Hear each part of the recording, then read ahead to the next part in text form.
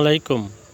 আজকে professor Yunus sir সম্পর্কে কিছু কথা না বললেই নয়, যেহেতু ওনার বিষয়টা বিভিন্ন মিডিয়াতে আসতেছে, শুধু ন্যাশনাল না ইন্টারন্যাশনাল নিউজেও ওনার বিষয়গুলো আসতেছে।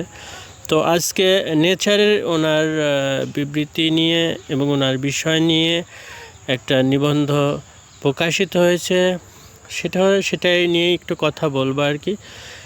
সেটা এরকম যে বাংলাদেশের প্রধান উপদেষ্টা প্রফেসর ইউনুসকে নিয়ে বিশ্বসেরা জার্নাল নেচার, NATURE নেচার, এটা ইংরেজি, তাদের গতকালকের প্রকাশিত ইস্যুতে একটি নিবন্ধ ছাপিয়েছে। সেটার শিরোনাম হলো the revolutionary economist who became the unlikely leader of Bangladesh. তো বাংলাদেশে জীবিত এমন আর কে আছে যিনি নিজেকে এবং বাংলাদেশকে নেচার জার্নালের মাধ্যমে বিশ্ব দরবারে তুলে ধরতে পারে?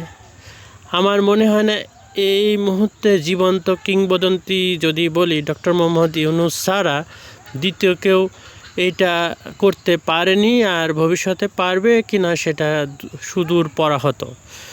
তো অথচ দেখেন, এই নেচার কিন্তু হচ্ছে এটা বিশ্বখ্যাত একটা সায়েন্স জার্নাল, যেটা অনেকেই জানেন, ঠিক আছে?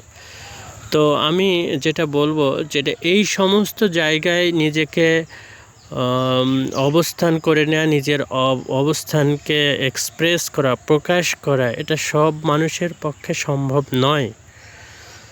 আরে ভাই, আমরা কার নিয়ে কথা বলি? আমার ছবি বা আমার দু একটা লেখা হয়তো মোটামুটি ছোটোখাটো পত্রিকায় আসতে পারে, যেমন আগে যেমন প্রথম আলো, ডেলি স্টার, আমার দেশ, অথবা জনকণ্ঠ, ইনকলাব, ইত্তেফাক, এইসব পত্রিকায়, আমাদের ন্যাশনাল পত্রিকায় আসতে পারে।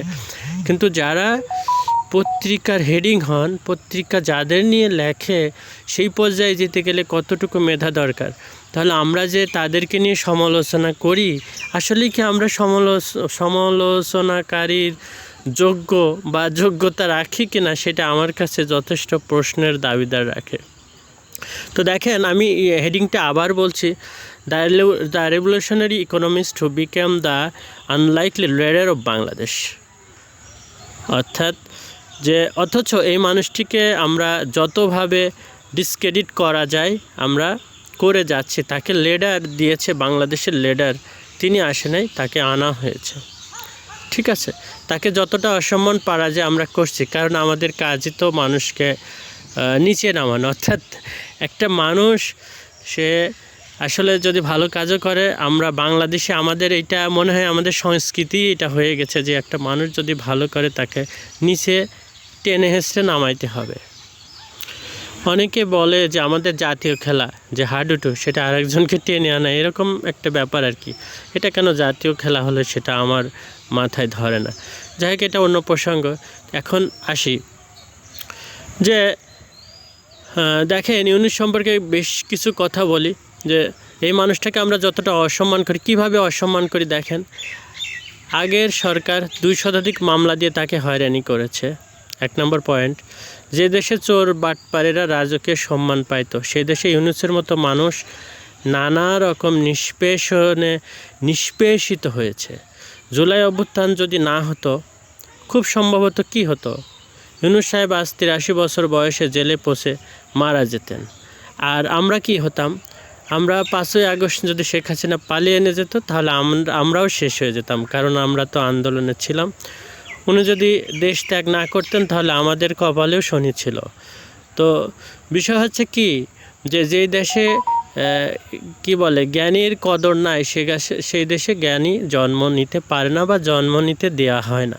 এই কথাটা ধ্রুব সত্য। এই কথাটা আপনি মানেন বা আমরা না মানি, কিন্তু এই কথা সত্যই হয়ে থাকবে। তো এখন ওনার নিয়ে আমি কেন কথা বলছিলাম সেটাই আর কি, যে উনি, এই যে ওনার বয়স এখন 84 বছর বয়স, তো এই অভ্যুত্থান না হলে কি হতো? উনি জেলে পচেই মারা যেতেন। তো এখন যার কথা নেচার নামক একটা ইন্টারন্যাশনাল পত্রিকার একটা হেডিংয়ে আসে, এটা সায়েন্স জার্নাল আর কি, তো সেই মানুষটাকে কি আমরা আসলে যতটা সম্মান দেওয়ার দরকার, আমরা কি সেটা দিতে পারছি? আমার মনে হয় না আমরা ওনার যথাযোগ্য সম্মান দিতে পারছি বা আমরা ওনার সম্মান দেওয়ার যোগ্যতা রাখি। যদিও মানুষ সবাই সমান, কিন্তু মানুষ তার কর্মগুণে অনেক উপরে উঠতে পারে, আর যে যেখানে যায় তাকে সেই সম্মানটা আমাদেরকে দিতে হবে। অথচ তাকে নিয়ে কত কিছুই না হলো, একজন সম্মানী ব্যক্তিকে নিয়ে কত কথাই না বলা হলো। তো এখন আমি যেটা বলবো, আসলে নেচারের যে শিরোনাম বা নিবন্ধে যে ওনার বিষয়ে যে কথাগুলো হয়েছে, সেটার প্যারাগ্রাফটা আমি একটু আপনাদের শোনাবো। সেটা হচ্ছে যে প্রথমে নেচারের প্রথম প্যারাটা ছিল, after weeks of deadly demonstrations that toppled Bangladeshi autocratic government in August, the students who led the revolution had one demand: invite Nobel Peace Prize winning economist Muhammad Yunus to lead the nation. তো এইটাকে যদি আমি বাংলা করি, বাংলাটা আসে এইরকম। নেচারের নিবন্ধে প্রথম 2 প্যারাগ্রাফে বলা হয়েছে, আগস্টে বাংলাদেশের স্বৈরাচারী সরকারকে পতন ঘটানো, প্রাণঘাতী বিক্ষোভের কয়েক সপ্তাহ পর বিপ্লবের নেতৃত্ব দানকারী শিক্ষার্থীদের একটাই দাবি ছিল, নোবেল শান্তি পুরস্কারজয়ী অর্থনীতিবিদ মোহাম্মদ ইউনুসকে জাতির নেতা হিসেবে আমন্ত্রণ জানানো। এটা ছিল হচ্ছে প্রথম প্যারা। আচ্ছা, এবার সেকেন্ড প্যারা ছিল, the task is greatest challenge of Yunus life in a career spanning 6 decades.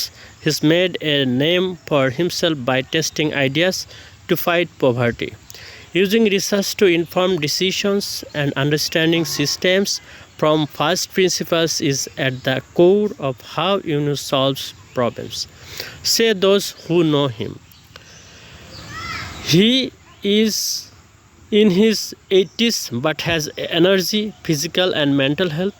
He has empathy and is a great communicator, says Alex Counts, who has worked with Yunus for more than 30 years. এটা ছিল second প্যারা। তো এই প্যারাটার যদি আমি বাংলা করি, সেটা এরকম দাঁড়ায় যে এই দায়িত্ব ইউনুসের জীবনের সবচেয়ে বড় চ্যালেঞ্জ। 6 দশকের পেশাগত জীবনে তিনি দারিদ্র্যের বিরুদ্ধে লড়াইয়ের জন্য নতুন ধারণা পরীক্ষা করে নিজেকে পরিচিত করে তুলেছেন। যারা তাকে চেনেন তারা বলেন যে সিদ্ধান্ত নেওয়ার ক্ষেত্রে গবেষণাকে কাজে লাগানো এবং মূলনীতি থেকে সিস্টেমকে বোঝা, এটাই ইউনুসের সমস্যা সমাধানের মূল পদ্ধতি। তিনি 80-র কোঠায়, কিন্তু তার শারীরিক এবং মানসিক শক্তি অপরিসীম। তার মধ্যে সহমর্মিতা রয়েছে এবং তিনি একজন দুর্দান্ত যোগাযোগকারী, বলেন অ্যালেক্স কাউন্টস, যিনি 30 বছরেরও বেশি সময় ধরে ইউনুসের সঙ্গে কাজ করেছেন। তো এই হচ্ছে বিষয় যে ওনার সম্পর্কে ইন্টারন্যাশনাল বিভিন্ন ওনার অ্যাসিস্ট্যান্ট বা সহকর্মী যারা আছে তারা ওনার সম্পর্কে মতামত দিয়েছেন। তো ওনার সম্পর্কে আরেকজন কথা বলেছেন, Bangladeshi one of the think tank Kazi Nizam said that we are lucky enough to have him as our chief advisor. We should utilize him for the sake of country in various sectors many years ago. What a pity for us. তো এটা হচ্ছে বাংলাদেশের একজন think tank বুদ্ধিজীবী যাকে বলি আমরা, কাজী নিজামুনি said that, যে আমরা যথেষ্ট ভাগ্যবান যে ওনার মতো একজন মানুষকে আমরা প্রধান উপদেষ্টা হিসেবে পেয়েছি। আমাদের জাতির স্বার্থে তাকে বিভিন্ন জায়গায় অনেক আগেই থেকেই ব্যবহার করা উচিত ছিল, কিন্তু এটা আমাদের জন্য দুঃখজনক ছিল। In replied, one of our university professor, Dhaka university professor Kamrul Hasan Mamun sir said that we who are trying to discredit him are anti-Bangladesh. They should keep quiet to let him invest his precious time to construct Bangladesh.